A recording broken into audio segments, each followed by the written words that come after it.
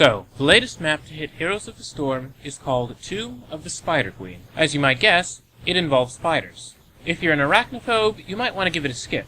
However, if you're a big fan of Heroes of the Storm and can get over your fear of spiders just long enough to enjoy the map, here's a bit of advice. First, you should walk into this map with an understanding of the way it works. You see, in this game mode, your minions are a little bit different. You have spider minions, and when spider minions are killed, they drop gems.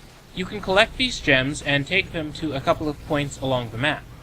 The gems that you collect go towards your team's pool, and once enough gems are collected, giant, terrible spider creatures called web weavers will be summoned. These web weavers will help you to push the lanes.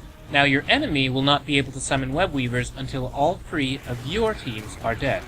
So my first tip is to keep an eye on the Queen's Altars, as they're known. It's at these altars that you go to deposit your gems. They're also the place that your enemy will go to deposit gems. If you can interrupt them and keep them away from the altar, you might be able to do so long enough for your own team to collect enough gems in order to summon spiders yourself. Additionally, if you defeat a hero, any gems that he or she may have collected will be dropped. If you're going to the Queen's Altars, make sure that you're in good health. My next tip is to keep an eye on the web weavers once they're summoned. This may sound elementary, but there's one web weaver on each lane. You could split push and have your teammates all hit the different lanes. Or, if you find it to be more practical, you could have everybody lead a charge down one lane while leaving the other 2 web weavers to their fates. You'll want to use common sense, but the short of the matter is that you never want to leave all 3 web weavers alone. At least one of them should be protected. My final piece of advice is to keep an eye on the boss at the top of the map. Besides the fact that it's a very powerful unit and will help you a lot when it comes to pushing down towers, you really don't want the enemy team getting their hands on it.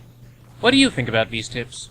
Are they at all helpful, or do they speak to the fact that I'm pretty new to the game? You can send me your compliments, cruel comments, and other text-based content over on Twitter.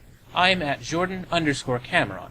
You should also be sure to follow at Blackman and Robin on Twitter for the latest game news, reviews, previews, interviews, and more.